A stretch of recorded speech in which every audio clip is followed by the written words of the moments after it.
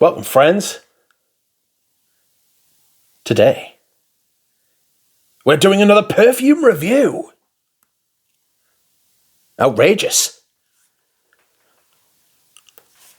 That is right, my friends. Once again, I have returned to you, but this time with another perfume review.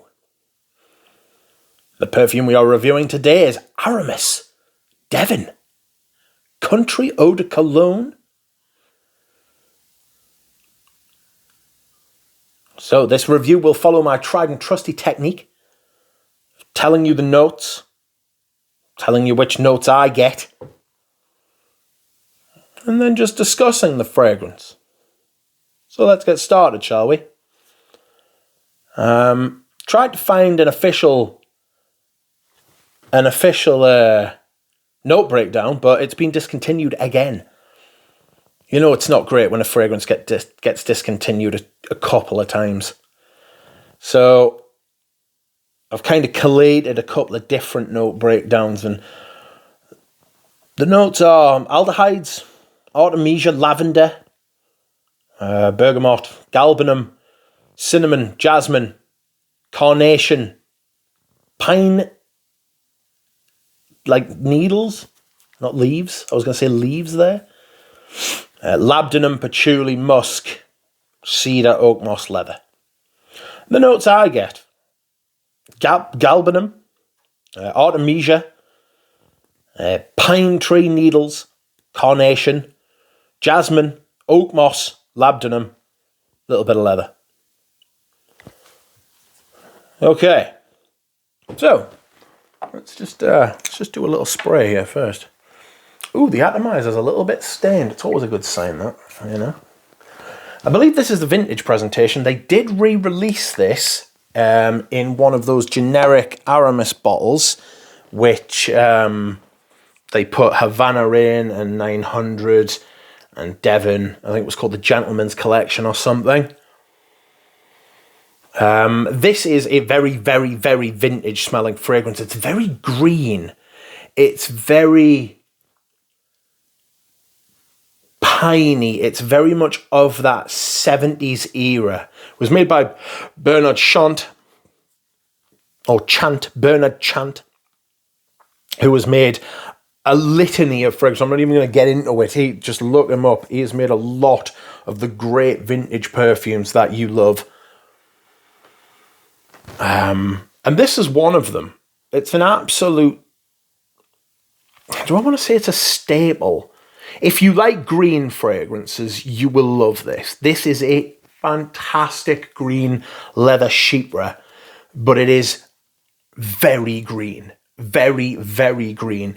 That spine of galbanum, artemisia, pine, jasmine, carnation, oak moss, patchouli, cedar. I know that's quite a bit, but it smells thick. It smells rich. It smells aromatic. You know? Smells like a hairy chest with a mustache. First blast, this starts off very aromatic. So your artemisia with that slight kind of anise quality, very much present in the beginning, along with galbanum. Big galbanum is very present. It's got that kind of French lover sort of tone, except this is much more, excuse me whilst I hydrate. This is much more strident. It doesn't have the iris in it that French lover has to soften and round it. This is much more pointed, you know? Like stuff like the aldehydes and the bergamot will help do that, and the cinnamon. So green. So like brown decor kind of smell as well, you know? It's got that kind of hexagonal wallpaper with brown and yellow and mustache and aviators kind of vibe for me. Very green. Starts off a little bit fuzzy with the galbanum and the artemisia. They start to settle down and you get a little bit of smoothness from the lavender. That burns off, and then you are left to the mid, and you are left to this kind of aromatic green galbanum, pine, carnation. I'm using a lot of different notes to describe what's going on, but it is very complex, but also at the same time very coherent. You know, it's one of those things that if you stand back and look at it from afar, it makes a lot of sense, and then you get up close to it and it still has the same resolution.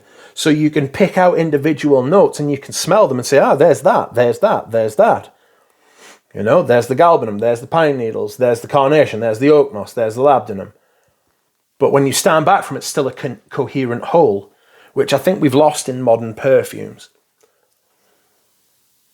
I get a lot of carnation from this, which was like the flower du jour of the men's fragrances in the 50s, 60s, 70s, and into the 80s as well. This is a forerunner of something like Jules by Dior, the vintage Jules. Green, a little bit musky, aromatic, a little bit creamy, fresh, but still, I don't want to say animalic, because animalic is giving off this kind of stinking vibe. Like, imagine clean animal, you know? Clean man. A little bit of spiciness. Pepper, more peppery kind of thing. That jasmine, carnation, pine needle was very, very much used in the 70s and 80s for men's fragrances, and it's very present here. It's very well done.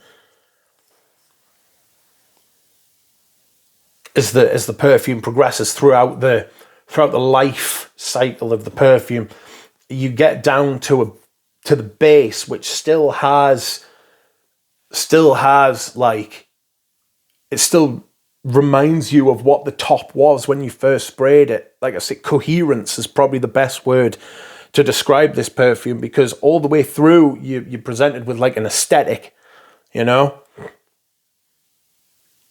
You're presented with an aesthetic, and it stays that way, you know?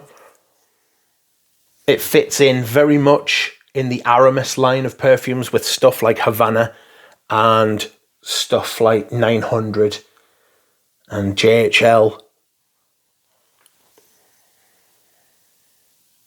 Very green, very clean. By the end of the perfume, you're left with an oak moss, pine needle, leathery labdanum smell, very settled, but still strong and green. It's a wonderful perfume, it really is. I just never wore it. It's a little bit too green for me. I prefer something a little bit more kind of less green, really. You would think the green musky aesthetic would be me, but unfortunately it's not. Performance is nuclear. And that is it. Thank you for watching, my friends. See you later.